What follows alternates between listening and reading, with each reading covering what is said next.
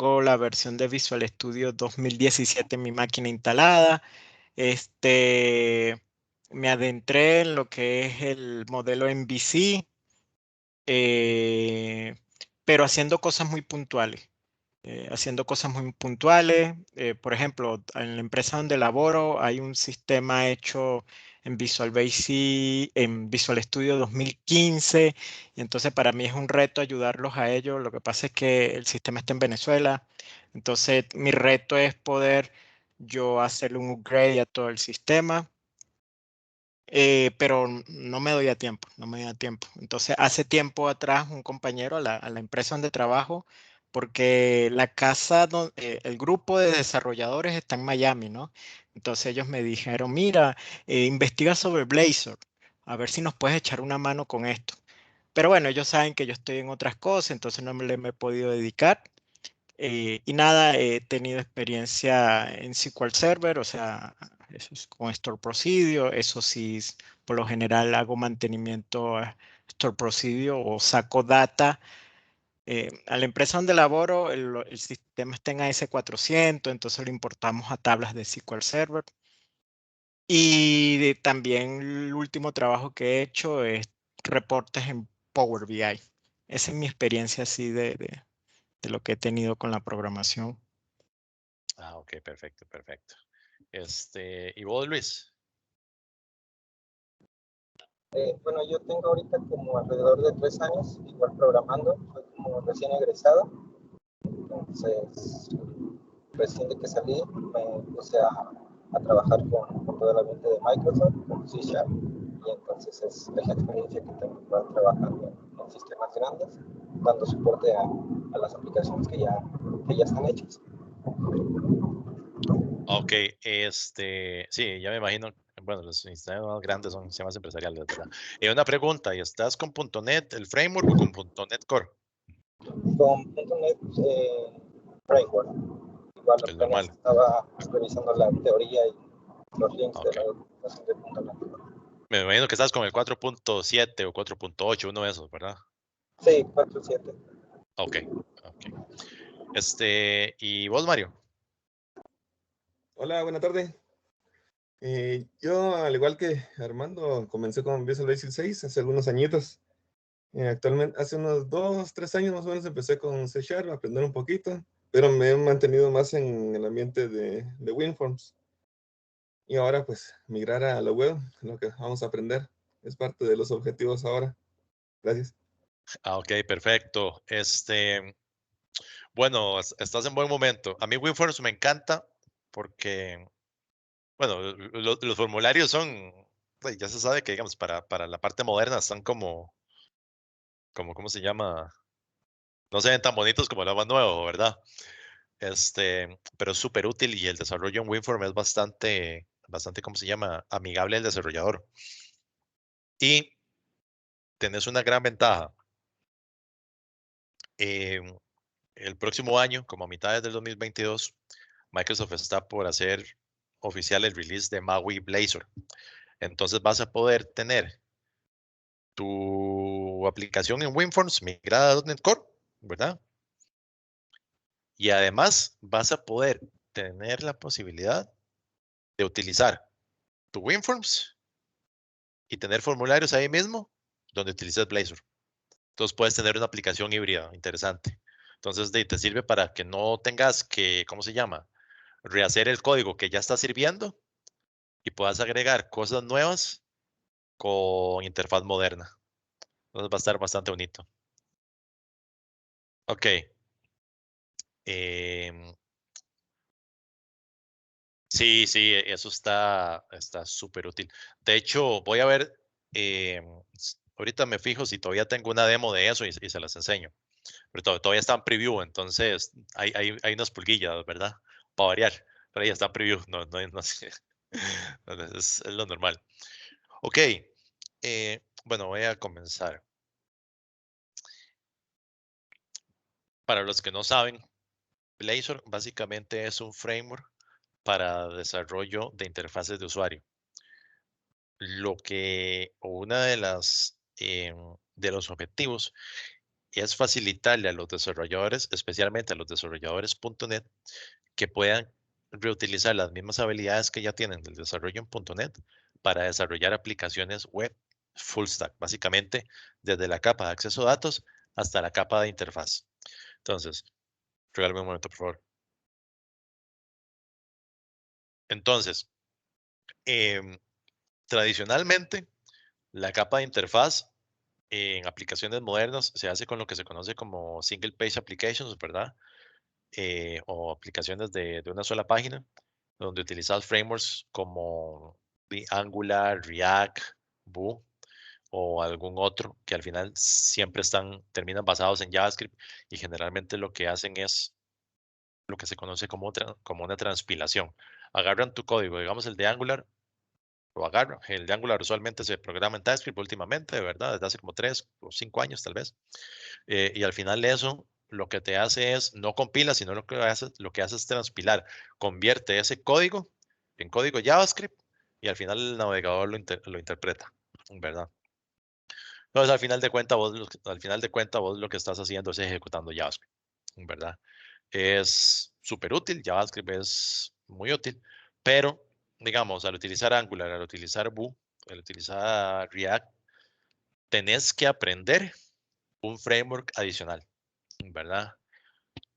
Y adicionalmente, tenés que aprender JavaScript si necesitas hacer debug en el código que se está ejecutando del lado del cliente, ¿verdad?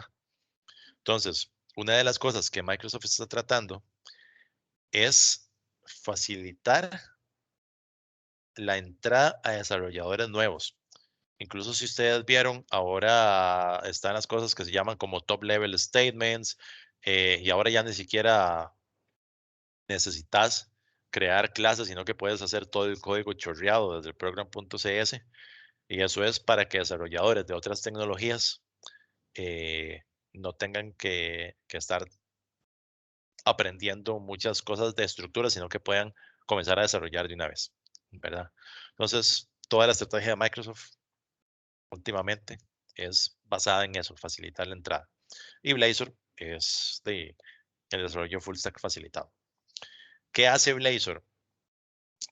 Blazor básicamente lo que permite es que las personas puedan utilizar código C# o .NET en el UI. Si ustedes han utilizado Angular, ustedes probablemente van a ver que ustedes tienen cosas como un NGIF, NG4, ¿verdad? Y cosas así, que son para hacer el control de ejecución en el lado del cliente. Con C# lo que hacen es básicamente utilizar una lógica de C# común y corriente en el HTML. Ya casi voy a ponerles un ejemplo y un código para que vayamos viendo más o menos lo que se hace. De hecho, ya voy a compartir la pantalla. Vamos a ver, me avisan cuando puedan ver la pantalla. Okay. Listo. Perfecto. Ahora regáleme para ver cómo escondo la barra que me está tapando todo. No, regáleme un momento.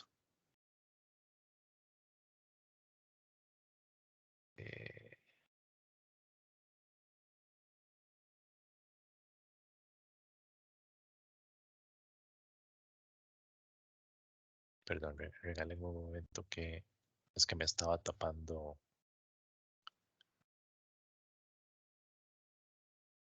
la barra de... Ya. La barra del Teams me estaba tapando todos los menús de Visual Studio. Ok, aquí pueden ver mi pantalla Visual Studio, ¿verdad? Ok. ¿Me escuchan? Sí. Sí, correcto. Perfecto. Ok. Esto es una aplicación de Blazor Server. Blazor tiene dos modos. Uno que se llama Blazor Server y otro que se llama Blazor WebAssembly. Blazor Server básicamente es la aplicación ejecutándose en el servidor y la parte del cliente lo que hace es actualizar los estados del cliente por una conexión SignALAR, que son conexiones de mensajería inmediata, ¿verdad? Entonces, el HTML, eso todos ustedes lo tienen del lado del cliente, pero la comunicación de los controles se hace con una conexión SignalR, que es básicamente una conexión basada en WebSocket, si mal no recuerdo. Se comunica con el server y devuelve los datos. Entonces hay como un pequeño delay ahí, pero una de las ventajas que tienen es que como Blazor Server se ejecuta en el servidor, ustedes tienen acceso a prácticamente todo el framework de .NET para ejecutar acciones que ustedes necesitan ejecutar desde el servidor, ¿verdad? Entonces, si ustedes por alguna razón necesitan escribir en el disco, pueden escribir en el disco, pero se va a escribir en el disco del servidor, ¿verdad? Hay otra versión que se llama Blazor WebAssembly, que Blazor WebAssembly básicamente lo que hace es igual, es un Blazor, pero compila los archivos en formato WebAssembly. WebAssembly es un estándar para ejecutar código binario en los navegadores y ya bastantes navegadores como Firefox, Chrome y Edge lo soportan. Creo que Opera también, pero Opera no estoy seguro. Bueno, entonces eso, digamos, hace que su aplicación se pueda ejecutar más rápido y tenga mayor seguridad, porque en realidad lo que están ejecutando es código binario, no es código interpretado. Entonces, ustedes no pueden, bueno, si llegan a ver el código que se está ejecutando, lo que van a ver es un montón de garabatos rarísimos, ¿verdad? Entonces, tienen una mejor seguridad porque las personas no van a poder leer su código cliente fácilmente.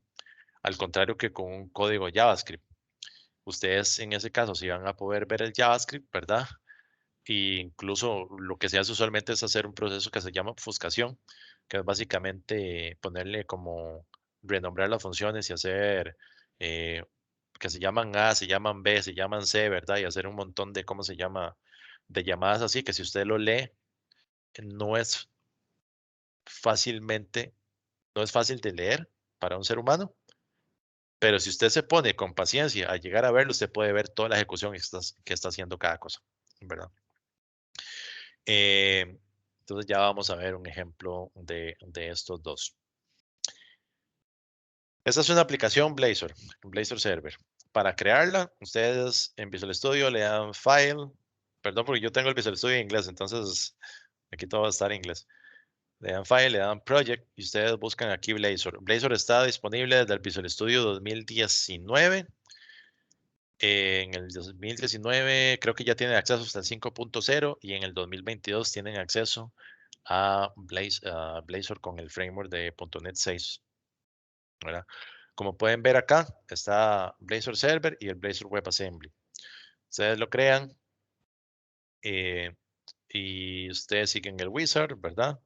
Aquí les va a pedir el nombre, les va a pedir si crear una solución, utilizar una ya existente, el nombre de la solución, le dan Next y aquí van a escoger en qué lo quieren hacer, el 3.1, el 5.0 o el 6.0. Todo esto es basado en .NET Core, ¿verdad? Y después le dan crear. Yo no la voy a crear porque ya la tengo creada, ¿verdad?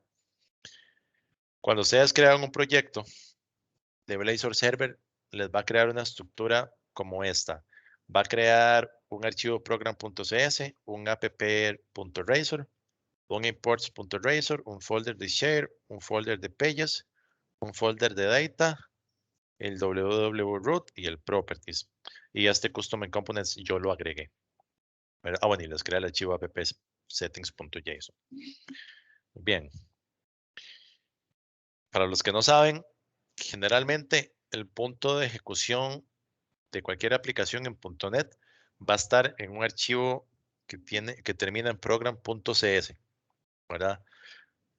En .NET 5 para atrás, generalmente ustedes lo que van a tener aquí es un archivo, ¿cómo se llama? Un namespace, una clase dentro del namespace, que creo que sí tendría algo como program, ¿verdad?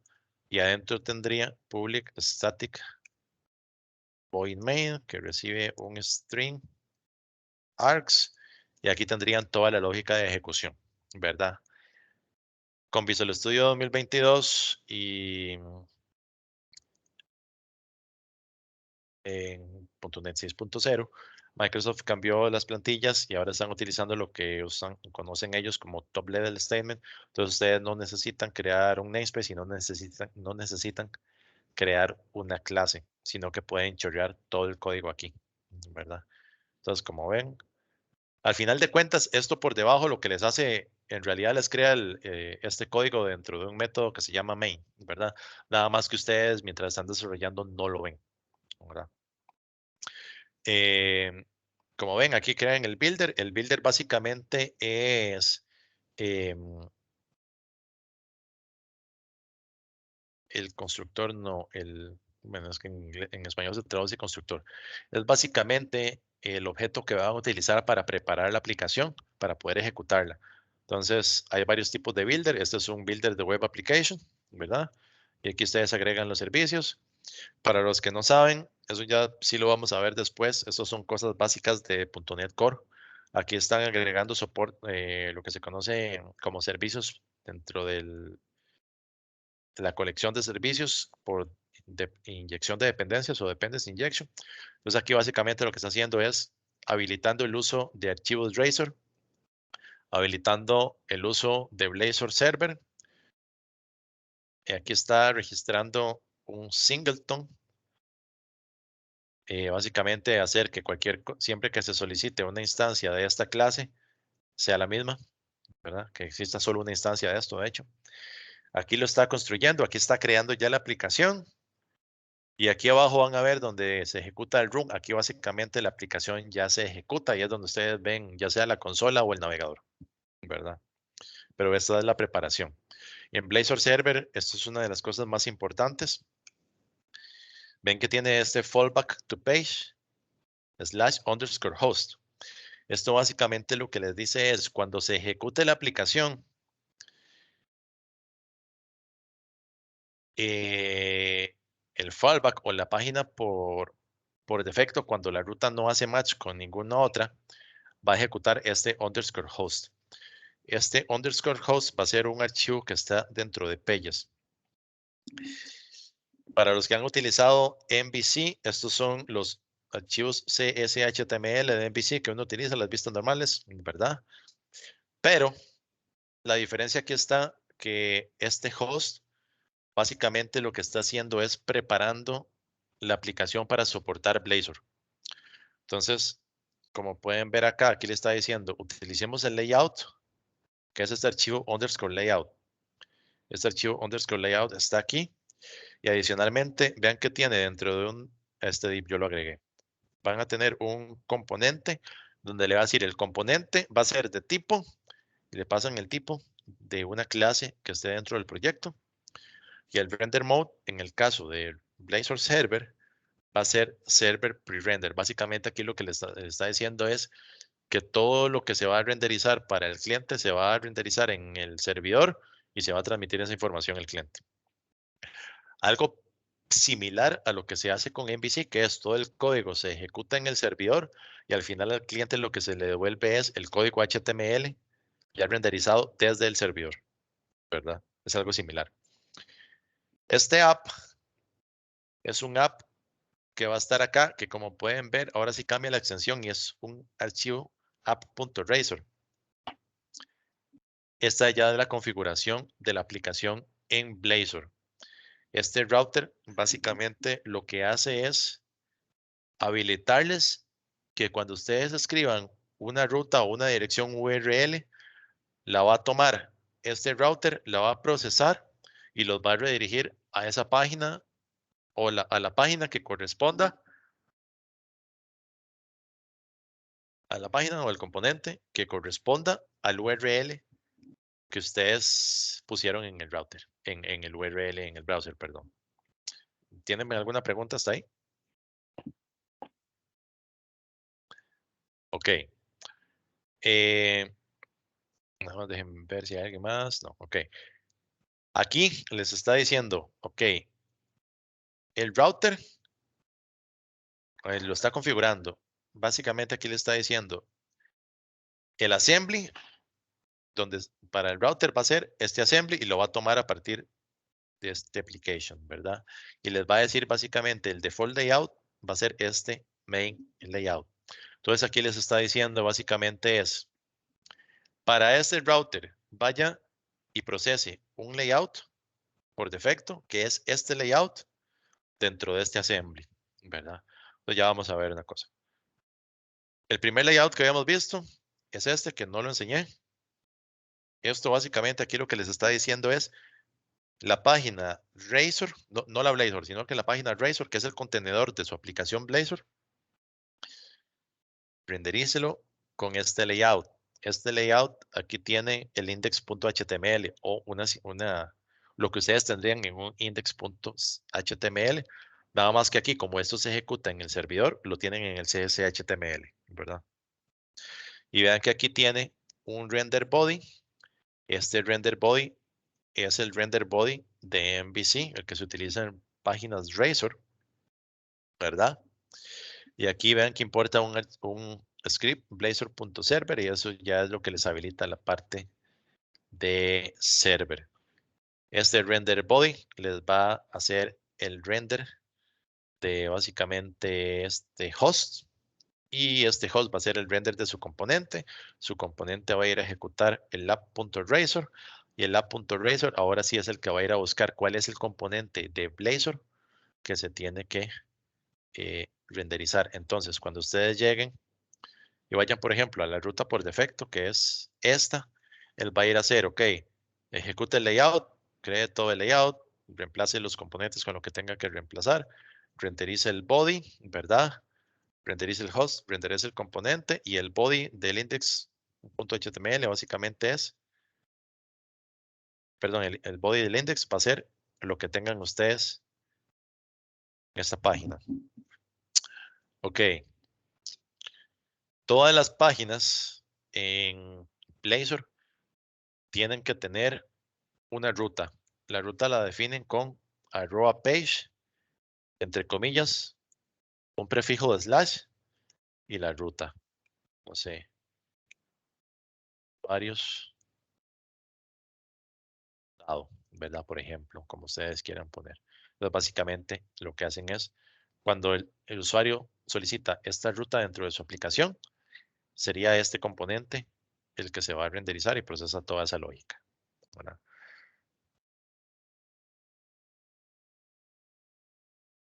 ¿Qué contiene un archivo .razor? Un archivo .razor básicamente lo que puede contener es código HTML, código C# y ¿cómo se llama?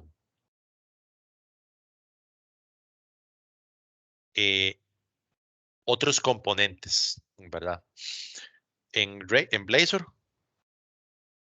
se trabaja en concepto de componentes. Básicamente todo lo que ustedes creen o los archivos .razor son componentes para que ustedes puedan reutilizarlos, ¿verdad? Y las páginas igualmente son componentes con el agregado de que las páginas van a tener una ruta, ¿verdad? Básicamente, si yo quito esto, es un componente y si lo agrego, básicamente es una página. Cualquier componente, ustedes le agregan un page, la ruta, y ya es una página, básicamente, ¿verdad? Si tienen alguna pregunta hasta ahí, me avisan. Ok, aquí básicamente, perdón, dijeron algo, ¿verdad? No, ok. Aquí básicamente estamos utilizando un componente que se llama page title y page title adentro va a tener algo que se llama index, ¿verdad? Este page title es algo nuevo que Microsoft agregó en el .NET 6 y esto básicamente es para que cuando ustedes vayan a esa página, lo que esté adentro, el texto que esté adentro del page title, sea lo que se vea en la barra del navegador, en el título que se pone en el navegador. En este que está aquí, ven que aquí dice index, ¿verdad? Entonces ustedes podrían ponerle, no sé, algo como esto, es el ejemplo que doy siempre, ¿verdad? Entonces eso va a llegar a ejecutarle el código del componente y les cambia aquí el título, ¿ven? Entonces, eso es útil porque entonces por cada página que ustedes vayan a tener dentro de la aplicación, pueden cambiar fácilmente el título que van a ver, ¿verdad? Muy bien.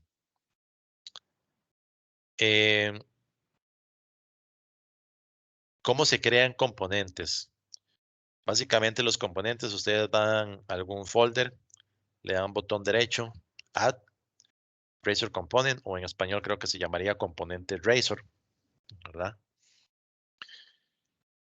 Lo crean y eso les va a crear un componente, les va a crear algo. Un archivo .razor, ¿verdad? Donde va a tener un título ahí por defecto y ustedes ya empiezan a poner su lógica, ¿verdad?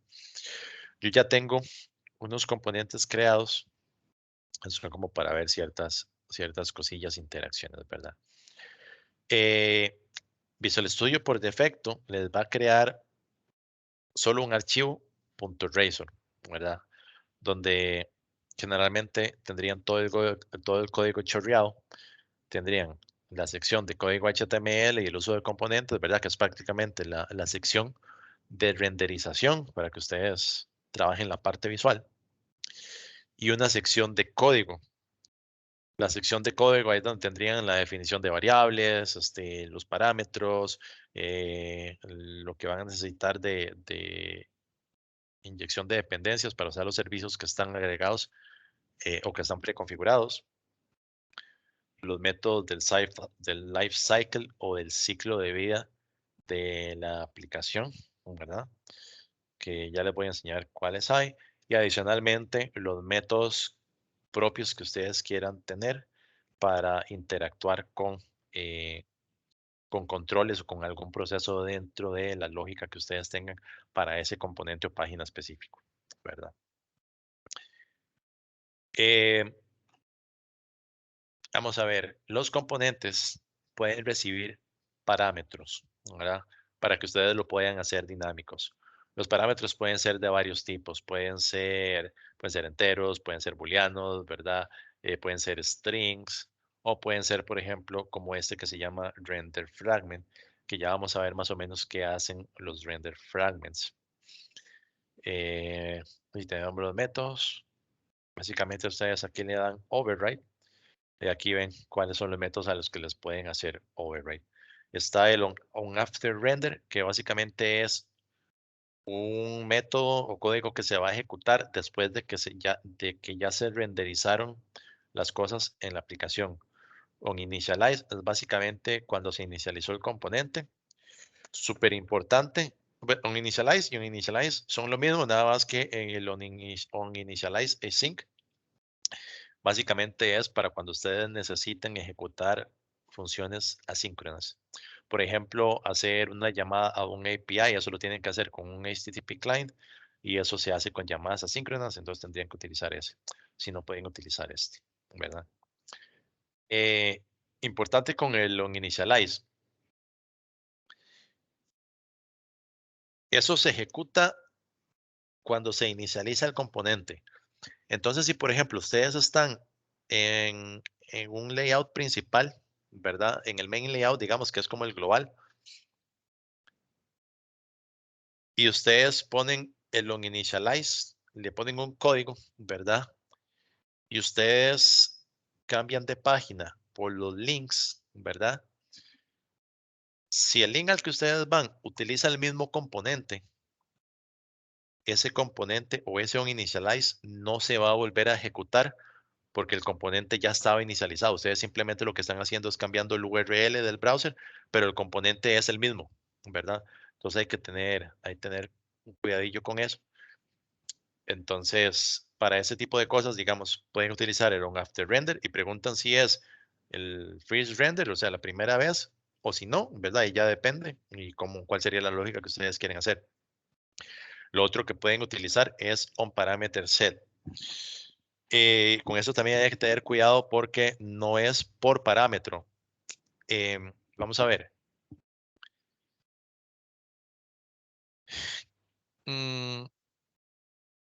Este se ejecuta por cada parámetro que ustedes cambien, ¿verdad? Parámetro es básicamente cualquier variable que tenga marcada esa marca como parámetro, ¿verdad? Entonces, si ustedes cambiaron varios, esto se va a ejecutar una vez por cada uno de esos que cambiaron, ¿verdad? Este es un parameter set. Sí, perdón, esos son lo mismo. Y ven que, por ejemplo, este no les dice cuál fue el parámetro que se cambió. Entonces, si ustedes necesitan alguna lógica en la que necesiten saber si hacer algo dependiendo cuál fue el parámetro que se cambió, no lo pueden hacer tan simple y deberían tener algo como un guardar estados y cosas así. Set parameter async, sinceramente, nunca lo he tenido que utilizar, entonces todavía tengo que aprender qué hace. Y el should render, esto yo nunca lo utilizo, pero sí hay mucha gente que lo utiliza. Esto básicamente es para que ustedes puedan tener un código personalizado para decidir si ustedes tienen que renderizar el componente o no. Entonces, por ejemplo, validar algunas variables que ustedes tengan dentro de la clase, ¿verdad? Y si la lógica les dice a ustedes, según su lógica específica, ¿verdad? Lo que necesiten hacer, que no hay que renderizar el componente, ahí ustedes devuelven falso, si no devuelven true. Esto es muy útil porque la renderización de componentes en Blazor es pesada, especialmente si ustedes están utilizando, por ejemplo, componentes en cadena. Digamos, yo tengo mi main layout con un componente, después ese componente puede ser que utilice otro componente y ese otro componente utiliza otro componente y así sucesivamente, ¿verdad?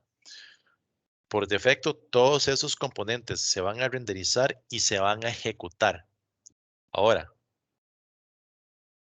cada vez que se renderice el padre, se van a renderizar los hijos, ¿verdad? Pero puede ser que ustedes por alguna razón necesiten que no se renderice alguno de los hijos.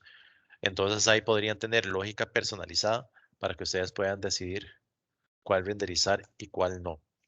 Eso es, digamos, cuando ustedes, por ejemplo, por casualidad alguna vez han hecho algún sitio web o han visto algún sitio web en el que a ustedes les presentan un listado y son como 1000 o 2000 registros así chorreados.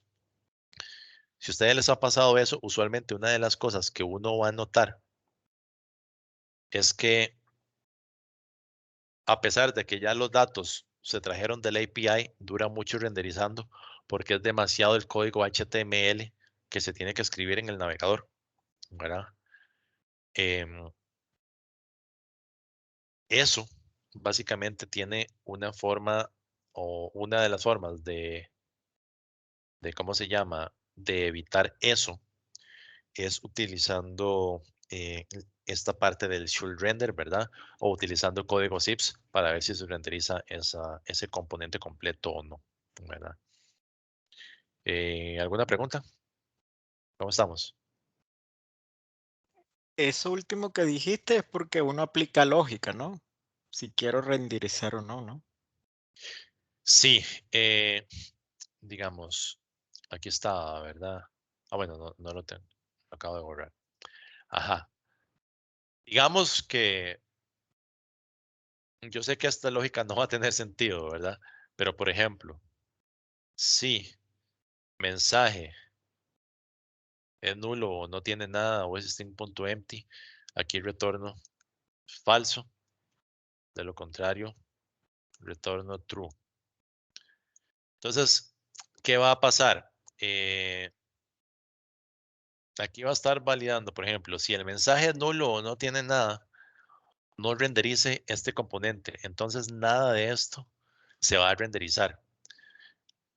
De hecho, eso ni siquiera va a existir en el HTML. En este caso es un ejemplo tonto y no tiene sentido, ¿verdad? Pero digamos que sea una lista muy, muy grande. Si ustedes por alguna razón prefieren no renderizarla, es mejor ni siquiera renderizar esto, ¿verdad? Para que eso no exista en el HTML y el navegador ni siquiera tenga que ejecutar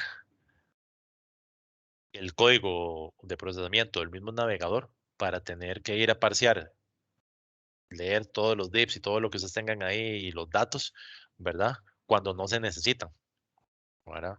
Básicamente es eso. Si ustedes tienen algún momento en el que no necesiten mostrar algunos datos o los datos completos,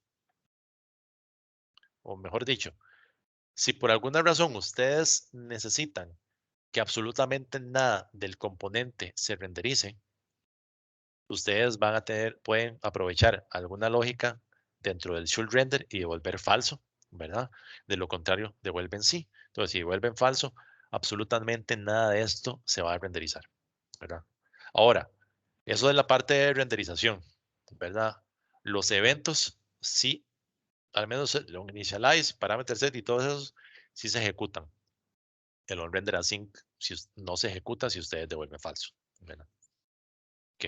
¿Te contestó eso? Sí. Sí, sí, sí, entendí. Ok.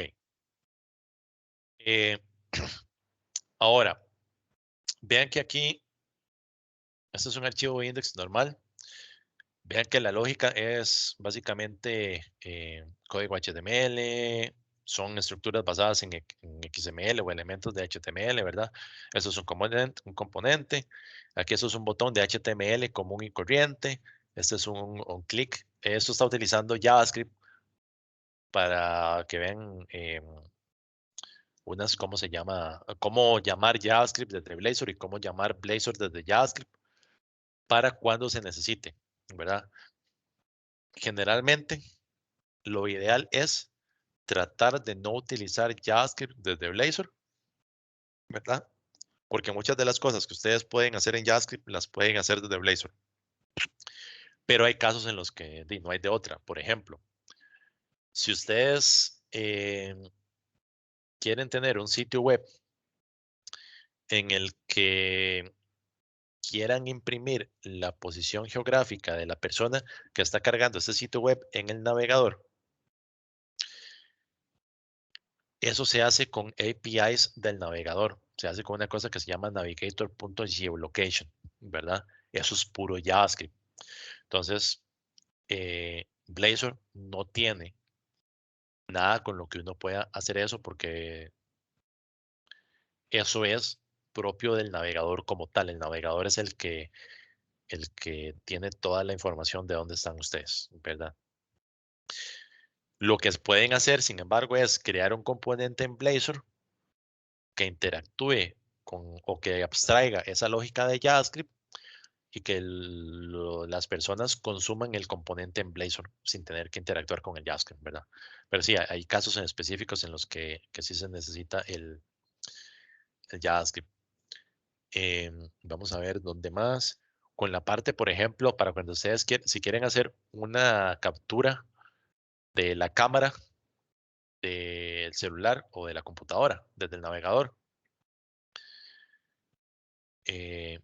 Esa parte, si ustedes quieren hacer una captura desde el celular o desde el navegador o desde el navegador, consumiendo la aplicación desde el celular o desde Windows o desde donde sea, ese API es propio del navegador. Eso tendrían que utilizar JavaScript, pero igualmente pueden crear un componente en Blazor con el que abstraigan esa lógica para que sea más fácil y todo, ¿verdad? Yo tengo varios ejemplos de eso en mi GitHub, entonces les voy a pasar ahora los links para que lo puedan ver. Buenas, Sandro, ¿cómo estás? No te escuchamos, estás en mute, cualquier cosa.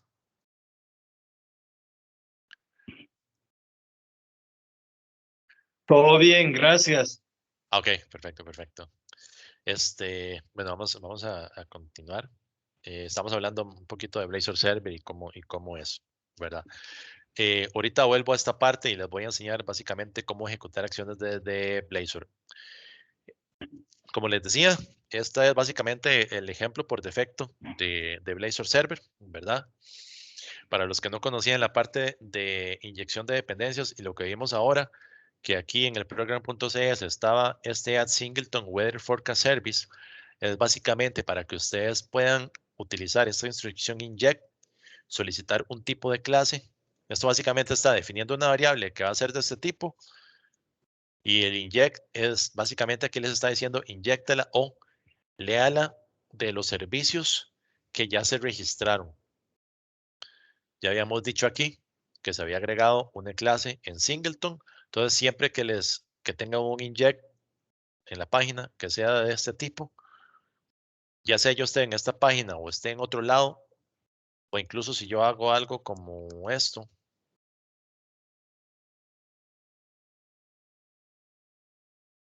Esta clase y esta clase van a ser exactamente el mismo objeto porque está registrado como singleton acá, ¿verdad? Yo hago algo como transient, sería distinto y el scope, si mal no recuerdo, ese siempre me confundo, pero si mal no recuerdo en Blazor Server el scope es igual que es igual que un singleton, me parece. Eso está en la documentación, pero yo siempre me enredo con esos porque Blazor sí maneja eso, es un poco distinto al tradicional de .NET Core. Entonces aquí básicamente es el objeto y básicamente aquí lo que tiene es una clase estática que lo que tiene es es una clase que tiene un método con un arreglo estático y esto lo que hace es traerle unos datos ahí medio aleatorios para imprimirlos. ¿Cómo lo consumen? Básicamente aquí está el código. Vean que acá abajo tiene un initialize async y aquí lo que hace es a una variable que se llama forecast le asigna el resultado de esta función, que era la función que estaba registrada en el servicio.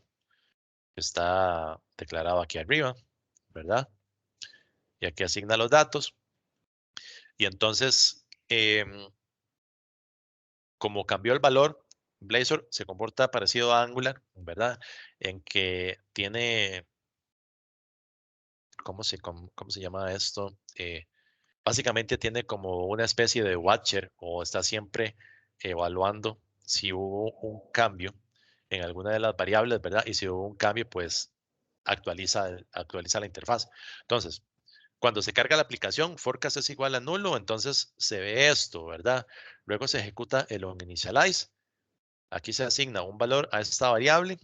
Esta variable ya tiene valor, Blazor lo detecta, entonces ya sabe que hubo un cambio, se ejecuta el else porque ya la variable tiene algo, entonces ahora sí, ejecuta la lógica de la tabla, empieza a renderizar el HTML de la tabla y ven que aquí ya tiene un ciclo for each, que es un ciclo común y corriente de C#, con la única diferencia que es que ahora ustedes pueden agregar adentro código HTML, que en este caso lo que está agregando son las filas de la tabla con 4 columnas, ¿verdad? ¿Cómo accesan variables? Generalmente cuando van a accesar código C#, lo que hacen es poner una arroba antes de la instrucción. Ven, arroba page, arroba using, arroba inject, arroba if, arroba for each. Y aquí como pusieron código HTML, si ustedes ponen solo forecast.date, esto o forecast.temperature, si no le ponen la arroba, lo que les va a imprimir es el texto, ¿verdad? Ya con la arroba le dice, ok, sí, voy a imprimir el valor de algo, o vamos, es código C#, entonces ahora sí, agarre el valor de lo que esté en esta propiedad de esta variable, ¿verdad? ¿Alguna pregunta hasta ahí? Ok, como les decía, la parte de los parámetros. Los parámetros, vamos a ver. Los parámetros son parámetros de componente. Básicamente es algo que ustedes le van a asignar un valor. Digamos que, por ejemplo, aquí yo tengo una variable que se llama fecha. Que es una variable. Bueno, siempre que ustedes declaren algo como parámetro, tiene que ser una variable pública, de verdad. Tiene que estar pública, si no, si mal no recuerdo, les da un error de compilación. Aquí está, ven, tiene que ser pública porque es un parámetro. Ok. Los parámetros se comportan tal vez un poco distinto cuando están en una página, cuando están en un componente, pero se declaran igual, ¿verdad? Aquí yo les estoy diciendo es, a este componente vamos a declarar un parámetro que se llama fecha, que va a ser de tipo datetime, ¿verdad? Es público porque es un parámetro y lo vamos a ejecutar. Entonces, como esto en este momento, ignoremos esto por un momento, yo estoy diciendo que esto es una página, ¿verdad? Entonces yo estoy diciendo que esta página va a tener un parámetro porque se va a llamar fecha. Ahora, ¿cómo sé yo de dónde leo fecha? Eso lo pueden hacer con la ruta. Ustedes pueden crear rutas adicionales. Entonces ustedes podrían tener algo como fetch data. Ajá. Ponen, esos son los caracteres de plantilla. Y entonces ustedes ponen algo con el mismo nombre de la variable. Entonces ustedes van a estar diciendo básicamente es, en este caso, cuando el usuario accese esta ruta, fetch data / cualquier cosa, eso lo va a tratar de poner en esta variable que se llame fecha, que aquí está. Ahora, tiene que ser el tipo correcto, si no les va a dar un error, ¿verdad? Eso sí. Entonces vamos a ejecutar eso para que vean. Eso estaba en el fetch data. Aquí yo no he puesto nada. Entonces vamos a ver. 6 de enero del 2021. Creo que 04/12/2021. Vamos a ver.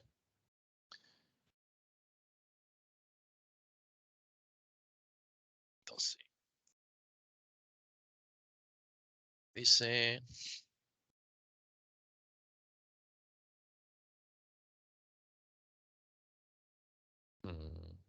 Al mismo momento. Ok.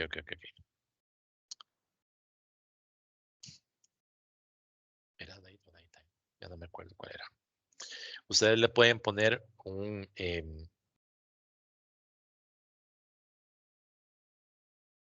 ¿cómo se llama?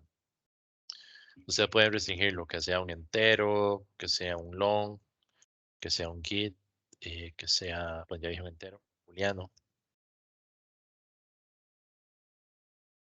Déjeme acordarme cuál era, porque el de datetime, yo casi no lo uso. De hecho, lo probé un día de estos y ya se me olvidó. Vamos a ver si me da el error o si ese sí lo reconoce. Ok, aquí me dio un error. Ya lo voy a buscar y les digo. Eso está en la documentación. Eso. Ya.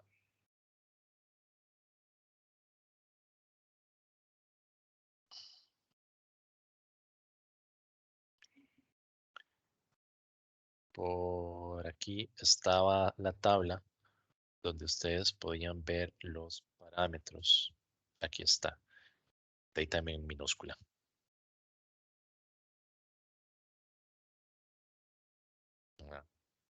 Entonces ahora sí, se supone que si ya lo puse bien, ya va a poder poner el tipo correcto a ese parámetro. De hecho, ya me ejecutó la aplicación. Sí. Entonces ahora vamos a fetch data. Lógicamente tienen que poner el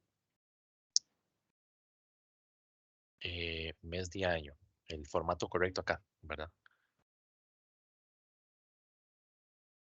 Ahora sí, vean, esto es un forecast, entonces va a empezar desde el día siguiente. Vean que yo puse 1 de diciembre del 2021, entonces muestra 2 de diciembre, 3 de diciembre, 4 de diciembre, 5 de diciembre, 6 de diciembre.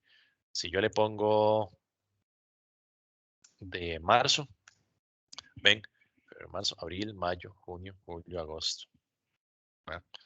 Entonces, como pueden ver, yo puse algo después de la ruta.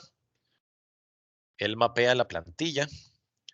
Cualquier cosa que esté después de la ruta se va a tratar de poner en fecha. Lo estoy restringiendo a que sea de tipo datetime. Entonces, si no es un data, me va a dar un error, ¿verdad? Y lo va a tratar de poner en esta variable que está acá, que es ¿cómo se llama? De tipo datetime, ¿verdad? Es un parámetro. Ahora, cuando ustedes tienen cosas con guiones o con código que no es o que puede interferir con el formato URL, ¿verdad? Por ejemplo, que les crea un espacio o algo así, es mejor utilizarlo como un query string en lugar de como plantilla de la ruta, ¿verdad? Especialmente cuando ustedes tienen algo como texto, porque el texto puede tener muchos espacios, entonces el URL les va a mostrar cosas como ¿Cómo es? Porcentaje 20, si mal no recuerdo, algo así es el código del espacio en el URL. Ahora, aquí lo que estoy diciendo es, este parámetro que se va a llamar fecha va a venir, pero del query string. Cosa interesante, que de hecho a mí me sorprendió ver gente de la comunidad también. Yo no tengo idea por qué, si lo van a leer del query string y tienen este parámetro, igual necesitan ponerle este, es obligatorio. Están obligados a poner ese, si no, no les sirve. Yo asumiría que el código interno de este debería tener esto, pero por alguna razón no. ¿Verdad? Entonces, ahora básicamente, yo podría ir a fetch data y decirle, signo de pregunta, fecha igual 2021 era, ¿verdad? Y ven, ya me lo está leyendo, pero del query string. Entonces, ese es el caso, en el caso de cuando ustedes van a poner parámetros para una página. Ya sea, lo leen del URL, aquí pueden tener varias plantillas de URL según lo que ustedes necesiten, ¿verdad? Uno sin ¿cómo se llama? Parámetros adicionales, otro con parámetros. Por ejemplo, ustedes podrían tener algo como esto. Digamos que esto fuera una página de agregar usuarios. Usuarios.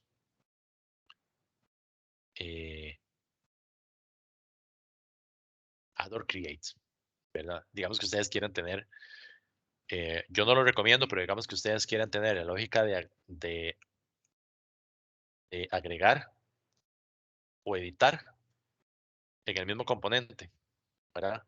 Ustedes podrían tener algo como esto.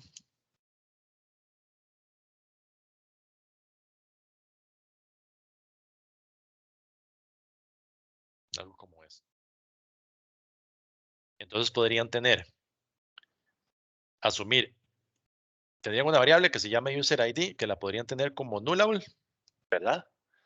Y entonces, cuando user ID o cuando no exista esto, significa que está agregando esta. Ok, entonces van a procesar la función de agregar. Cuando esto no es nulo, tienen el usuario, entonces procesan la lógica de llegar a cargar la configuración o todos los datos de ese usuario para ponerlos en los componentes, en los text fields, en en todos los controles de interfaz de usuario que ustedes vayan a tener ahí, ¿verdad? Y configurarlo para que sea edición en vez de crear. ¿Verdad? Entonces, eso sería. Bien. En el caso de parámetros de componentes, vean que yo tengo aquí, por ejemplo, este My Custom Card. Vean que aquí yo tengo varios parámetros. Estos parámetros, básicamente, primero el componente, vean que se llama My Custom Card. Y yo lo estoy consumiendo desde, acá está, ven, My Custom Card. Aquí yo lo estoy consumiendo con toda la ruta. Generalmente la ruta va a ser el nombre del assembly, que por defecto va a ser el mismo nombre del proyecto. Y lo que va a seguir es el namespace. Y el namespace, en el caso de los componentes, va a estar basado en la estructura de folders, a no ser que ustedes lo muevan, ¿verdad? Bueno, si no tienen el archivo .cs, bueno, siempre va a estar basado en la estructura de folders, ¿verdad? Ya ahorita les explico otra cosa. Y vean que yo tengo aquí, por ejemplo, este header y este body. Esos son parámetros, son este header y este body. Ahora, vean. Aquí sí hay una diferencia en el caso de los parámetros.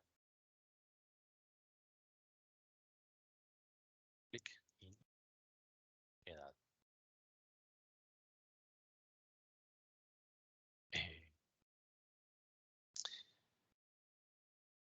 Vean que, por ejemplo, yo tengo este componente acá y vean que todo lo que me sale como parámetros me sale aquí. Si yo le doy espacio, aquí, como si fuera un atributo de HTML, me sale body, me sale edad, me sale header y por aquí.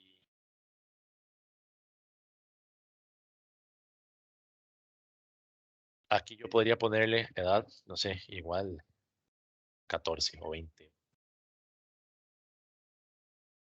Pero vean que los parámetros que son de tipo render fragments, generalmente uno lo que hace es ponerlos dentro del cuerpo del componente, como si fuera otro tag de HTML. Eso es porque los parámetros normales de los booleanos, los enteros y todo eso son simplemente para valores, pero el render fragment es básicamente eso es como no sé, como un builder tree, y básicamente es el árbol de renderización que utiliza Blazor internamente para renderizar todo. Entonces, eso ustedes lo pueden utilizar para meter o personalizar el contenido de algo. Entonces, digamos que, por ejemplo, imagínense que este My Custom Card fuera un grid, ¿verdad? Ustedes han visto los grids en que ustedes no tienen solo columnas, sino que las columnas tienen plantillas de HTML para que ustedes puedan poner, no sé, que ustedes tengan un grid donde la columna ustedes la pueden expandir y adicionalmente una columna tenga, por ejemplo, la foto de la persona y adicionalmente tenga, por ejemplo, controles como inputs, ¿verdad? O dropdowns o cosas así. Los render fragments son precisamente para eso, para que ustedes puedan llegar y extender eso con cualquier otra cosa que no sean solo datos, ¿verdad? El grid es un ejemplo en el que ustedes pueden, ¿cómo se llama?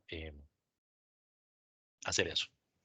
Voy a ir rápidamente al Blazor WebAssembly. Ok.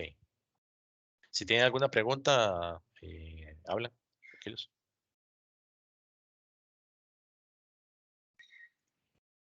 Ok. Este es un proyecto en Blazor WebAssembly. Blazor WebAssembly, básicamente ustedes pueden llegar, crear aquí New Project. Blazor, va a salir este Blazor WebAssembly. Lo crean, aquí les va a pedir la información normal, la versión. Pero vean que una de las cosas que ustedes tienen acá es este ASP.NET Core Hosted o no. Si ustedes lo dejan sin eso, les va a crear solo un proyecto que va a ser el de Blazor WebAssembly y generalmente es para un proyecto estático donde ustedes no vayan a traer funcionalidades de APIs o cosas así. O donde vayan a utilizar un API externo que no sea .NET, ¿verdad? Esto les crea un API que básicamente es un servidor en ASP.NET Core, ¿verdad? Extendiendo unas funcionalidades para soportar Blazor. Y entonces van a tener una parte que se va a ejecutar en el servidor y otra parte que se va a ejecutar en WebAssembly. Cuando crean este con dos, les va a crear un proyecto, una solución como esta que tiene 3 proyectos. El de server, que básicamente es el API con los controllers. Les va a crear el proyecto de cliente, donde van a tener las páginas. Es muy parecido al otro, pero va a tener ciertas diferencias. Y les va a crear un proyecto share. El proyecto share básicamente es para que ustedes puedan tener modelos o clases que van a utilizar tanto desde el proyecto share como desde el proyecto client. Entonces vean, por ejemplo, la solución por defecto, ustedes aquí lo que van a tener, ven que aquí devuelve algo de tipo weather forecast, ¿verdad? El ejemplo es el mismo. Pero vean que aquí en la página, en el fetch data, lo que hacen es consumirlo. Ven que aquí inyecta un HTTP client, lo saca de los servicios. Este HTTP client es para hacer llamadas HTTP para consumir datos de algún URL. Y vean que acá lo que hace es tráigase la información de este URL, sabemos, y convierta ese JSON a básicamente un arreglo de esta clase, que es la misma que se estaba devolviendo desde el servidor, ¿verdad? Entonces, para los que han utilizado Angular, esta es una de las partes bonitas de Blazor, especialmente en Blazor WebAssembly. En Angular, generalmente ustedes, si lo hacen con mejores prácticas, ustedes deberían tener en su servidor .NET algún modelo, ¿verdad? Esa clase en C#. Y en Angular o en TypeScript, una clase o una interfaz definida con los mismos parámetros, con un tipo de dato que sea el que haga match al del servidor, ¿verdad? Pero básicamente ustedes tendrían 2 clases exactamente iguales. Nada más que una estaría en C# para el servidor y otra estaría en TypeScript para Angular, ¿verdad? Y esta es la que utilizarían en el cliente. Mucha gente utiliza en TypeScript una cosa que se llama any, ¿verdad? Que sinceramente yo lo siento que es una pésima práctica, porque con eso lo que hacen es básicamente no tener que declarar las interfaces ni las clases y utilizar las propiedades como propiedades dinámicas. Entonces no utilizan muchas de las facilidades que está tratando o mejores prácticas que está tratando TypeScript de fomentar, ¿verdad? Pero en el caso de Blazor WebAssembly, vean que ustedes están utilizando exactamente la misma clase, ¿verdad? Es la misma. Entonces ustedes simplemente la reutilizan y listo. La escriben una sola vez. Entonces, para una aplicación como esta, algo pequeño, eso no tiene mayor problema tener que duplicarla, ¿verdad? Digamos como tener una cosa en Angular y otra cosa en C#. Pero cuando ustedes ya empiecen con una aplicación, por ejemplo, una aplicación empresarial, una aplicación grande, ¿verdad? Y cuando ya tengan cosas como pruebas automatizadas, por ejemplo, para las pruebas del servidor, tendrían que utilizar algo como XUnit, NUnit o MSTest o algún otro framework de pruebas. Para interfaz de usuario, utilizarían algún framework para end-to-end tests, ¿verdad? Por ejemplo, creo que está Cypress, está Selenium, ¿verdad? Y hay otros que se pueden utilizar. Pero su código de cliente estaría en Angular, React o algún otro parecido. Entonces ustedes básicamente tendrían que hacer esa prueba, digamos, una prueba sobre estas estructuras varias veces, ¿verdad? Digamos. Entonces, ¿qué es lo que pasa cuando ustedes tienen un montón de código no duplicado, sino recreado por utilizar distintos frameworks? Básicamente, la cosa es así. Entre más código ustedes tengan y más código distinto ustedes tengan, más probabilidades de fallo crean en la aplicación, ¿verdad? Entonces, entre más reutilización de código ustedes puedan hacer, menos probabilidades de fallo van a tener, porque primero solo lo hacen una vez. Y además, las pruebas que crean van a estar cubriendo todo más fácilmente, porque básicamente es el mismo código, ¿verdad? Entonces, para aplicaciones grandes, ya empresariales, o sea, aplicaciones que tienen cientos de clases, ¿verdad? Que trabajan en equipos grandes, eso es muy, muy importante, ¿verdad? ¿Alguna pregunta hasta aquí?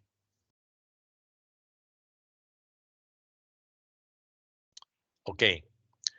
Ahora, Blazor WebAssembly tiene una pequeña diferencia con lo de Blazor Server. Este es el proyecto de servidor, este es el que se ejecuta en el lado del cliente. Vean que aquí lo que se hace es, ven que aquí agrega a este builder. Primero el builder se crea a partir de una clase que se llama, no se llama Web Application, sino que ahora se llama WebAssembly Host Builder. Aquí crea el builder y aquí dice, agregue un componente y mapelo a este contenedor. Este contenedor en Blazor WebAssembly va a estar definido dentro de un archivo index.html que va a tener un div con ese ID. Entonces, básicamente ahí le está diciendo, mi aplicación o este componente root, el que se va a utilizar, mapéelo aquí. Y aquí ustedes le están diciendo, básicamente es mi aplicación Blazor o el enrutador se va a ejecutar dentro de este contenedor de HTML. Entonces, su aplicación, básicamente, estaría ejecutándose aquí dentro. Mientras no se carga, se muestra el loading y una vez que ya se carga todo, se muestra el componente.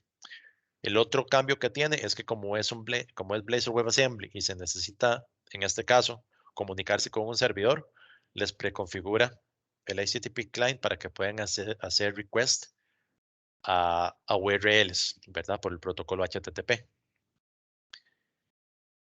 Aquí está el componente. No hay host.cshtml porque esto se ejecuta totalmente en el cliente, ¿verdad? Esto es lo mismo. Aquí está el layout, ¿verdad? Y aquí ya está igual el layout, ¿verdad? Que es el layout de la parte Razor. Aquí está el body y aquí ya imprimiría el, el, el contenido de la página o de la ruta que ustedes impriman, ¿verdad? El Fetch Data creo que ya se los enseñé. HTTP Client, HTTP. Aquí lee el URL, lo convierte a esto y lo imprime, ¿verdad? Entonces eso es básicamente la base de Blazor WebAssembly. Ahora, ventajas y desventajas. Blazor Server, como les decía, tienen acceso completo a la máquina porque se ejecuta en el servidor, ¿verdad? Blazor WebAssembly está limitado por las restricciones del navegador. Entonces, si ustedes intentan accesar espacio en disco, les va a dar un error porque los navegadores generalmente para que ustedes no puedan accesar o escribir en el disco, para que no haya hackeos y cosas así, les limitan todo ese tipo de accesos al sistema operativo del cliente, ¿verdad? Una de las, bueno, ventajas que yo le veo a Blazor WebAssembly es que como Blazor WebAssembly se ejecuta en el navegador, en el lado del cliente, les libera tiempo de procesamiento y CPU y memoria en el servidor, porque la mayoría de las acciones se estarían ejecutando en el cliente hasta que ustedes necesiten hacer algo que tenga que ir al servidor, ¿verdad? Caso contrario, en Blazor WebAssembly muchas cosas siempre van a ir a comunicarse con el servidor para hacer ¿cómo se llama? La actualización de los controles y las selecciones de los usuarios, etc. Y siempre hay como un fetch ahí de la comunicación con el servidor. Desventaja de Blazor WebAssembly es que a mucha gente no le gusta porque cuando ustedes descargan o la primera vez que ustedes ejecutan Blazor o que cargan una página en Blazor WebAssembly, se tiene que descargar el framework de .NET compilado en WebAssembly. ¿Por qué? Los navegadores lo que tienen es básicamente el soporte para el estándar Blazor WebAssembly. Pero cuando ustedes crean una aplicación, perdón, los navegadores lo que soportan es WebAssembly, que es un estándar, ¿verdad? Pero cuando ustedes compilan una aplicación en Blazor WebAssembly, el navegador no entiende el formato de Blazor WebAssembly. Entonces, es necesario que con la misma aplicación se descargue el runtime de Blazor o de .NET, perdón, WebAssembly, para que su aplicación se pueda ejecutar. Ahora, ¿por qué es esto? Porque básicamente su aplicación se va a ejecutar sobre código.NET, ¿verdad? Compilado en WebAssembly, pero en realidad lo que están ejecutando es .NET. El navegador no lo conoce, tiene que descargar tanto el framework como su aplicación, el framework, para que pueda entender su aplicación y la pueda ejecutar, ¿verdad? Entonces ven que acá, aquí está el framework y aquí están los archivos de .NET, ¿verdad? Como pueden ver aquí, digamos, esta aplicación, que es una aplicación básica, descargó, hizo 18 requests, 565 kilobytes transferidos y descargó 1.3 megabytes en recursos, ¿verdad? Y aquí ustedes ya podrían ver qué fue lo que descargó y cuánto duró cada uno y todo eso, ¿verdad? Una persona de Microsoft, de hecho, en uno de los videos que hablaba de esto, dijo algo que fue, a mí me pareció interesante. Esa persona estaba diciendo que muchas personas se están quejando, por ejemplo, de que hay un tiempo de descarga o una descarga significativa con Blazor WebAssembly porque tiene que descargar el framework cuando son 1.3 megas máximo, vean acá.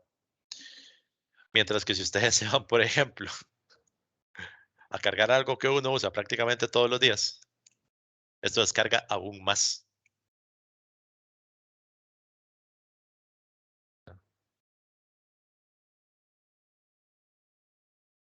Vean que solo ahí ya lleva 2.2 megas de transferidos, 49 requests y 11.3 megabytes, ¿verdad? Entonces ellos estaban diciendo eso. A mí me pareció interesante porque yo igual era de los que decía, yo prefiero utilizar WebAssembly, pero porque yo estaba consciente de las limitaciones y fue estrategia que yo ya estaba consciente de lo que quería hacer, ¿verdad? Pero muchas personas no habían querido llegar a utilizar Blazor WebAssembly por esa descarga.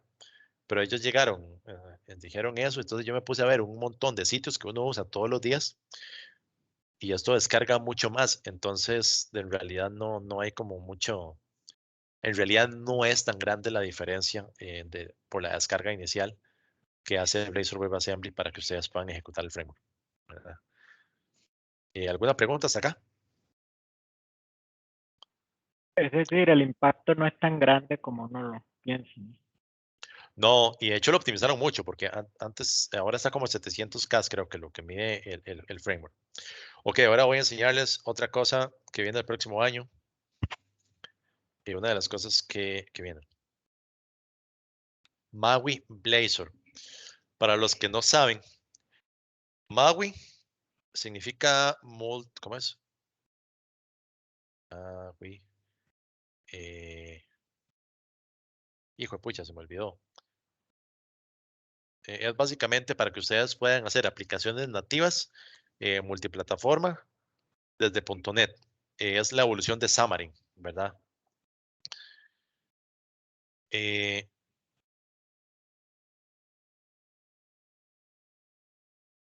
Básicamente, y bueno, una de las cosas que Microsoft está haciendo es que ustedes vayan a poder reutilizar todo su conocimiento de desarrollo web y en Blazor en aplicaciones nativas, ¿verdad? Entonces, por ejemplo, ustedes vean que acá yo tengo esta aplicación aquí se va a ejecutar en Windows y yo la podría ejecutar también en un emulador Android o en iOS, ¿verdad? Porque es Maui, y más Maui, como les decía, es la evolución de Xamarin Forms. Ven que es una aplicación Maui.blazor. Esto es una configuración específica de Maui, pero es básicamente lo mismo de .NET Core con cosas que se hacen en Xamarin, ¿verdad? Un folder de platforms para que ustedes puedan poner código específico que necesiten para esas plataformas en el caso de que necesiten, ¿verdad? Android, iOS, Mac Catalyst y Windows. Y el resto ustedes pueden compilarla normal. Y aquí tienen Pages. Y vean que en este caso, básicamente esto es un archivo .razor, es básicamente mi código Blazor. Y algo que yo no les dije, a mí no me gusta poner el código en el mismo archivo .razor, entonces yo siempre creo un index, bueno, un archivo que tiene que tener el prefijo del mismo nombre de archivo con la extensión .cs, marcan la clase como parcial y aquí pueden escribir el código, ¿verdad? Entonces me queda esta página simplemente con la ruta, código HTML y los ifs o los for, ¿verdad? Lo que necesite para controlar el ciclo de renderización y el resto de lógica dentro de este archivo. Como pueden ver, básicamente esto es una aplicación que yo voy a ejecutar en Windows. De hecho, vean que me va a cargar esto. Es una aplicación Windows, ¿verdad? Con un componente o una página Blazor. Entonces, básicamente yo lo que hice fue, estoy escribiendo código HTML en Windows y ahí estoy reutilizando mi código, ¿verdad? Aquí vamos a poner algo como, esto todavía no lo han arreglado. Entonces aquí, digamos, no me sirve darle clic, pero tengo que darle espacio. De español a inglés. Es una aplicación que yo he hecho de pruebas. Y básicamente, una vez que yo le dé record and translate, lo que va a hacer es esperar a que yo diga algo, ¿verdad? Y regálenme un momento porque creo que no compartí el sonido en la pantalla, en Teams. Ok. Una vez que yo diga algo, lo va a traducir. Va a durar un toquecito, eso sí. Vamos a ver. Esto es una prueba de traducción del español al inglés. This is a translation test from Spanish to English. Ok, como pueden ver, eso está utilizando una cosa que se llama de Azure, que se llama Azure Speech, para hacer la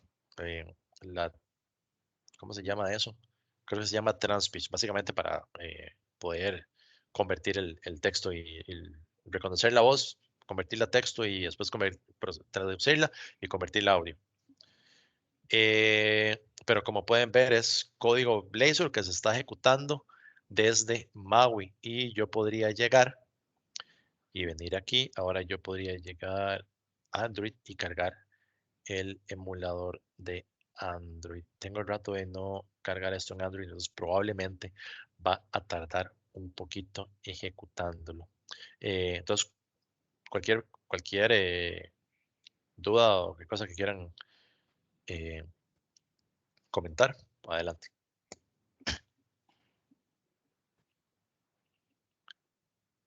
El MAUI está disponible para el próximo año. Está disponible en la versión Visual Studio Preview. Visual Studio está ya el release, ¿verdad? El 2022. Pero también tiene una versión Visual Studio Preview, que va a una versión un poco más adelante, donde ustedes pueden probar las cosas que están en preview. Pero el release oficial va a ser el 2022. Todavía no están seguros, pero han hablado como entre abril, mayo, alguien dijo tal vez marzo, ¿verdad? Entonces por ahí, como a mitad de año prácticamente, por ahí más o menos. Pero ya se pueden, si quieren probar el preview, ya pueden ir probándolo, entonces pueden ir, ¿cómo se llama? Y tratando de crear aplicaciones nativas. De hecho, ya les voy a decir una cosa antes de que, bueno, no sé si cuánto va a durar cargando eso, creo que va a durar bastante. Con MAUI, o vamos a ver, como les dije al principio, Blazor está basado en componentes, ¿verdad? Entonces, cuando ustedes desarrollen, idealmente traten de crear sus componentes totalmente independientes. ¿Qué quiero decir con eso? Que su componente como tal no haga referencia a clases o cosas que están dentro del mismo proyecto, ¿verdad? Que sean totalmente independientes y créenlos como un proyecto de componentes, eso lo hacen tienen que crear un proyecto que se llama Razor Class Library o librería de componentes Razor y básicamente la consumen como consumen una referencia a un proyecto normal. ¿Por qué? Porque cuando ustedes vayan a crear aplicaciones en MAUI, una de las cosas que van a querer hacer es reutilizar la mayor cantidad de código posible que ya hayan escrito en su aplicación en Blazor, ¿verdad? Entonces, si no han creado su aplicación basada en componentes desde el principio, van a tener después que hacer un refactoring bastante grande, como empezar a mover archivos de un proyecto a otro, empezar a renombrarlos, empezar a cambiarle los namespace, empezar a crear como un proyecto aparte que tenga helpers para que ustedes hagan un registro de servicios, porque lo que sí van a tener distinto es en el program.cs, cada aplicación, digamos, su aplicación en Blazor Server o su aplicación en Blazor WebAssembly va a tener un program.cs. Su aplicación en WebAssembly va a tener un program.cs. Su aplicación en Blazor Server va a tener un program.cs. Su aplicación en Windows Forms va a tener un program.cs. Su aplicación en MAUI va a tener un program.cs que en este caso le pusieron MAUI program.cs. El registro de servicios, eso es específico por aplicación. Entonces, o tienen que duplicar ese código o básicamente crear helpers para simplemente llamar el helper y crear simplemente una línea de código desde cada uno de sus aplicaciones, su aplicación de consola, su aplicación de Windows Forms, su aplicación de WebAssembly y su aplicación de server y de MAUI, ¿verdad? Y ven, como les estaba diciendo, básicamente es la misma aplicación en Android, ¿verdad? Ok, ¿alguna otra pregunta?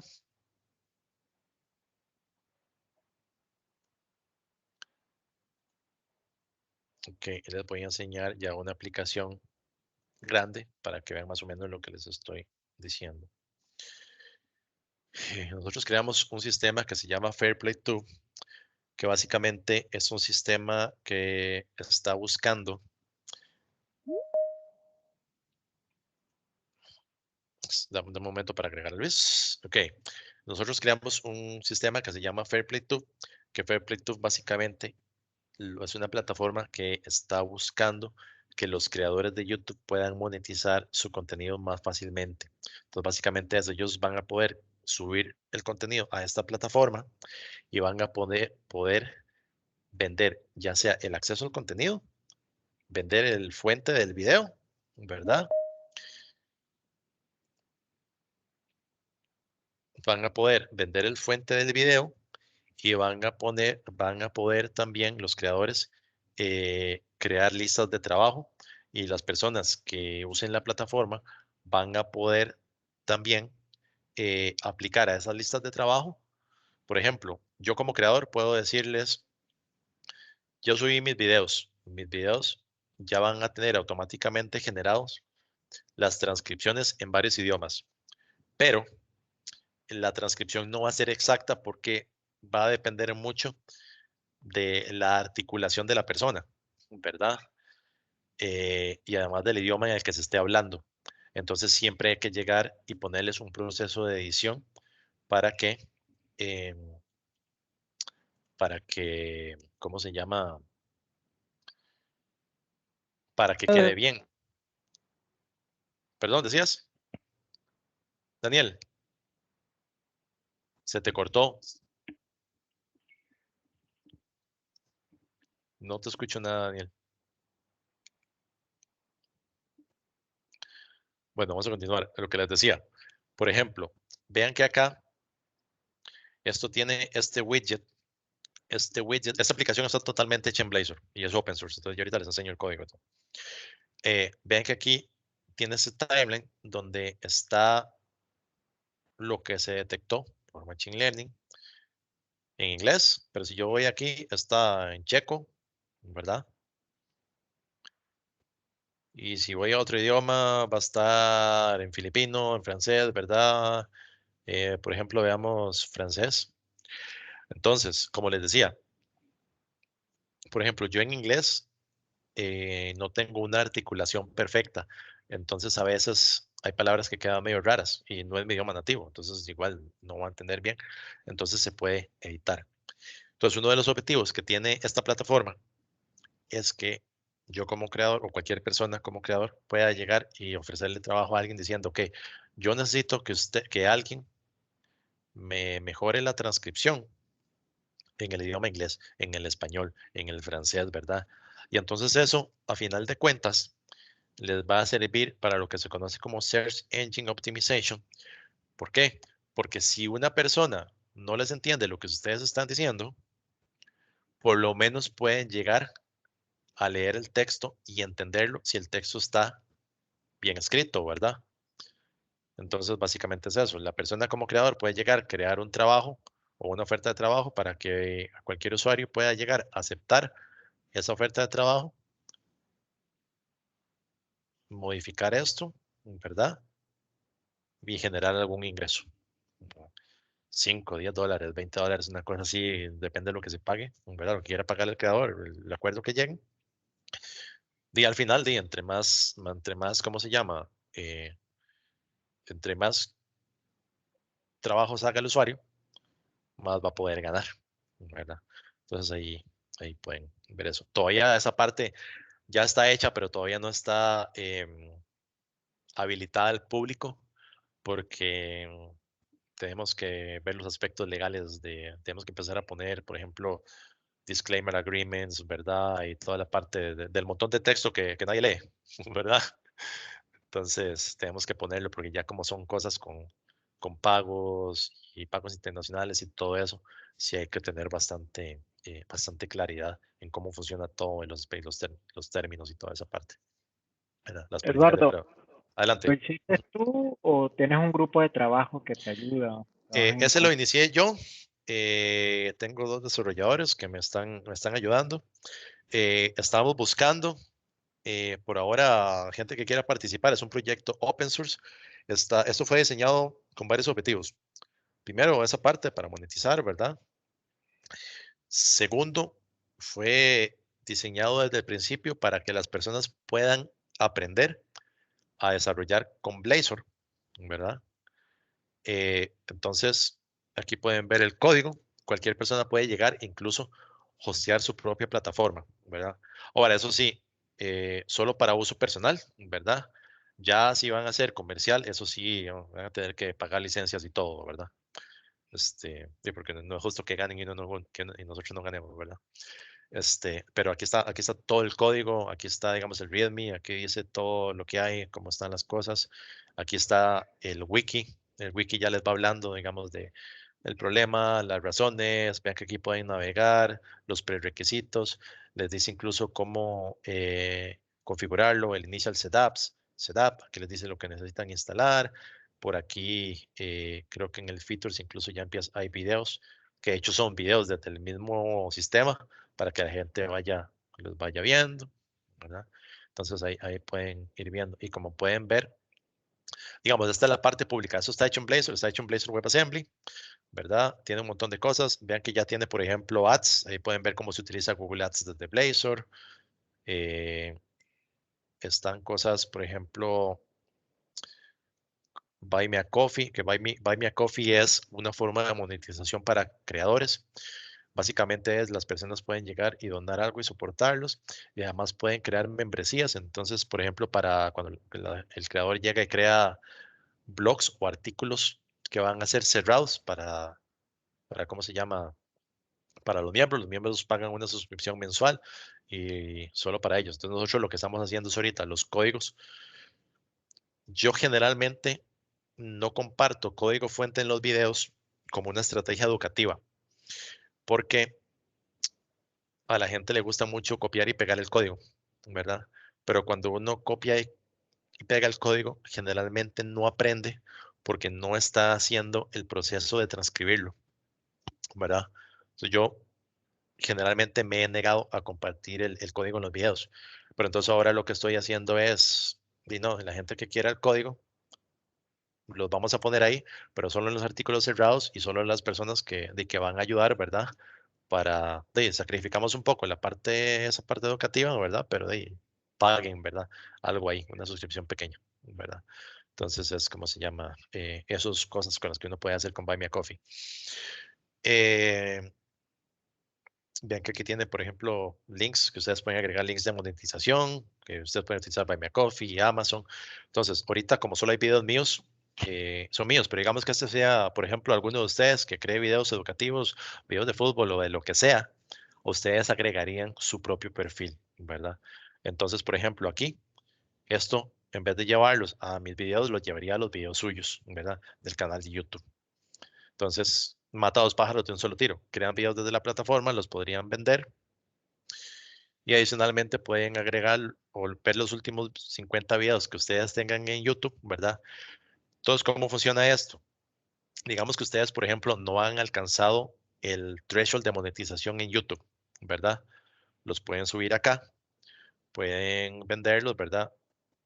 Y si ya tienen audiencia, ¿verdad? Que eso sí, la parte de marketing es una cosa que tenemos que resolver. Una de las cosas que vamos a hacer ya en algún momento, cuando tengamos suficientes partnerships, es que apenas los creadores creen una cuenta, hacerles un entrenamiento de cómo generar audiencia, ¿verdad?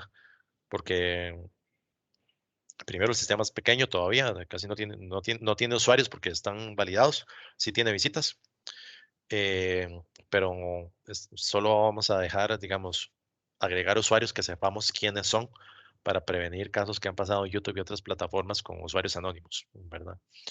Que meten cosas como de guerra o cosas, ustedes han visto que en YouTube, por ejemplo, hasta videos de asesinatos han puesto en live streams, ¿verdad? Entonces eso es algo que no queremos que pase acá.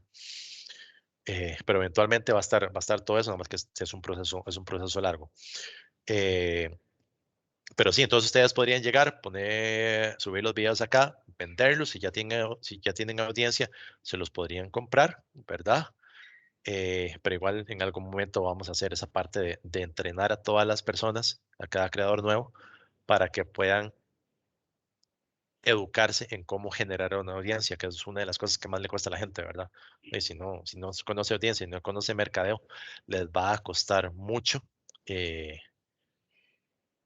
tener gente que vea los videos y se los compre, ¿verdad? Eso ya es puro marketing, Entonces, no, en eso sí no hay de otra que aprender a hacerlo, ¿verdad?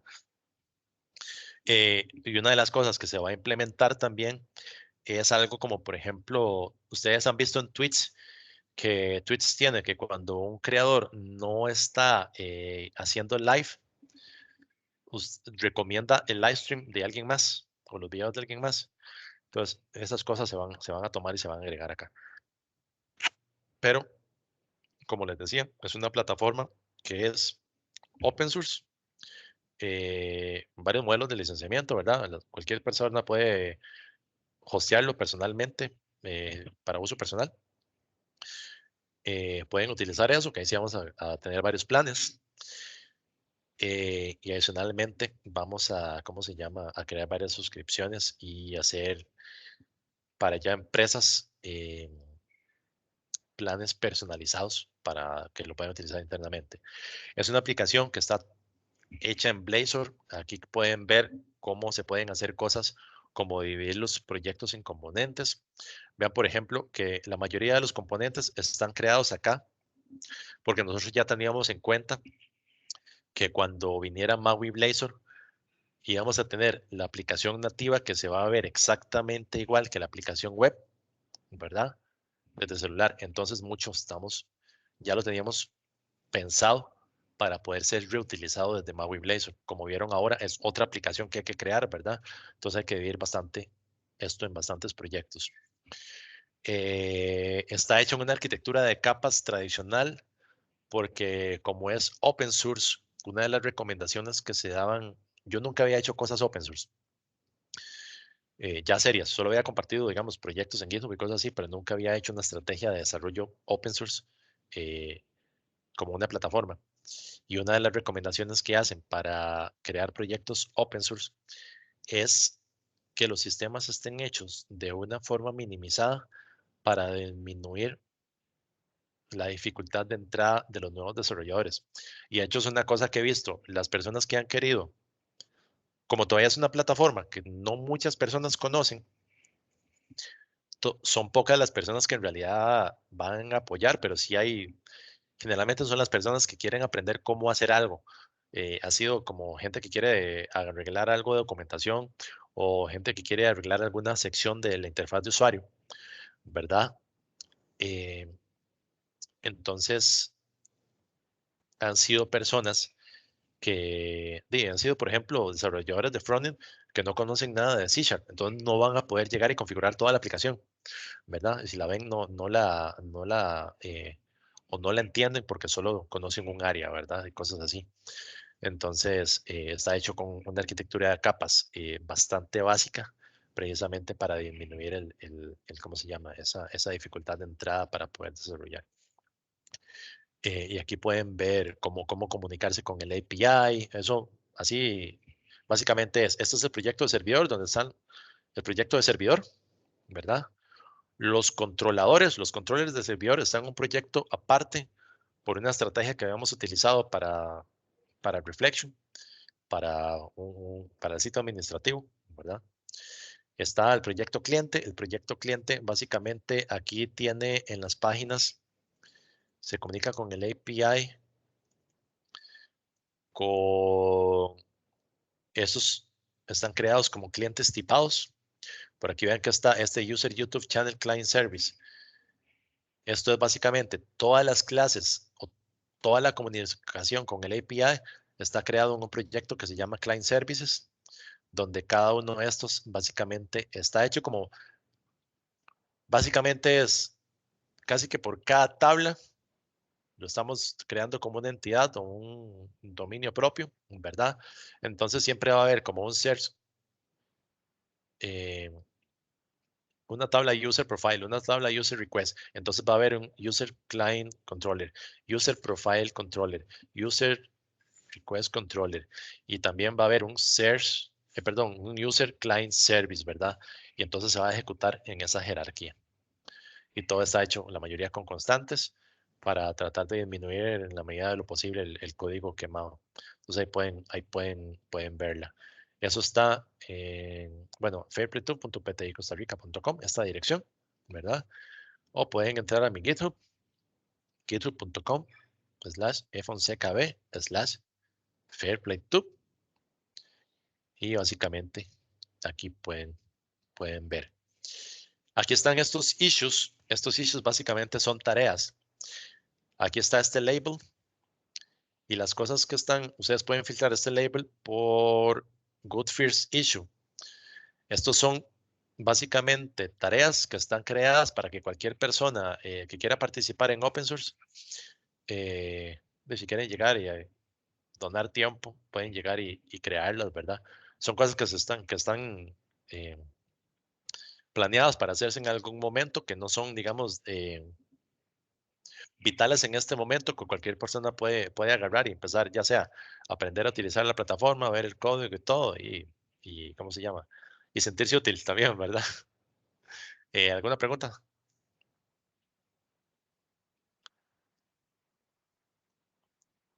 Ok, entonces, bueno, como les decía, pueden ver este sistema. Está hecho en Blazor WebAssembly con .NET 6. Ya hay un branch incluso que tiene pruebas de este sistema con un preview de MAUI Blazor. Ya les digo cuál es porque tenía varios. Este que está locked. Sí, este que está locked. Ya les digo, 4 meses. Este que se llama MAUI-BS 2022. Este es un branch que está ahí con MAUI, con una prueba de este sistema, simplemente para cargar la lista de videos en MAUI Blazor, ¿verdad? Entonces ahí se puede ir viendo más o menos lo que se puede, las cosas que son necesarias para poder utilizar MAUI Blazor en una aplicación ya grande, como pueden ver, que esto ya no es una aplicación de ejemplo, ya tiene un montón de lógica, ¿verdad? Y también tiene pruebas, que de hecho igual ahí hay unos issues para pruebas que no están creadas, digamos, está la plantilla, por ejemplo, estos que dicen inconclusive. Entonces también las personas pueden llegar, si quieren agarrar uno de los tasks de pruebas, pueden llegar y crearlo, a ver cómo es la prueba. Entonces eso les hace cosas como tienen que llegar y preconfigurar la aplicación y todo. Y si la quieren configurar, aquí hay un System Configurator. Aquí ustedes ejecutan, ponen esta como aplicación de startup, la ejecutan y eso tiene un wizard con el que les pide todos los... tiene un wizard con el que ustedes van a seguir y al final pueden generar los archivos .json para esto, para el, digamos, el app settings.json, el del servidor, el app settings.json que está para el caso del web y así. Entonces ahí pueden ir viendo. Pero sí, con esta aplicación, yo intenté tratar de poner todas las cosas que o al menos la mayor cantidad de cosas que generalmente se utilizan en una aplicación empresarial grande. Gracias, Armando. Ya vamos a terminar, de hecho. Eso sería, yo creo que por ahora, cualquier pregunta que quieran hacer, ¿verdad? Y ¿qué les parece Blazor? ¿Qué lo van a utilizar? ¿Qué les gustaría también de Blazor? ¿Qué quisieran hacer?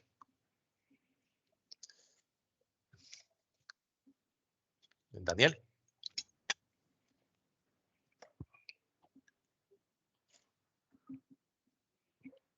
No te estoy escuchando, Daniel, cualquier cosa si estás hablando. Vos, Luis.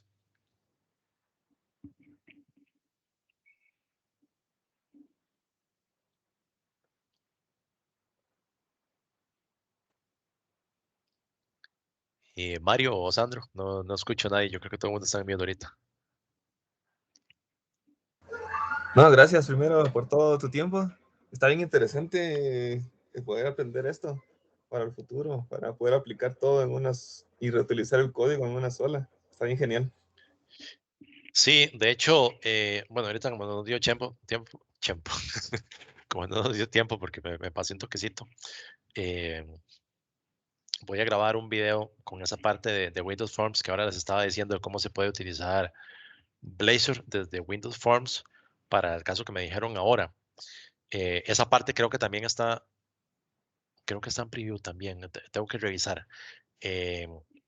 Pero eso va a ser súper útil, ¿verdad? Porque no tienen que convertir, ¿cómo se llama? No tienen que tocar el código que ya sirve, ¿verdad? Que eso es una de las cosas que a mucha gente le da miedo. Quieren tener la misma funcionalidad sin afectar lo que ya está, ¿verdad? Entonces eso va a ser muy bueno. Guárdense la dirección, esta de fairplaytube.pticostarrica.com.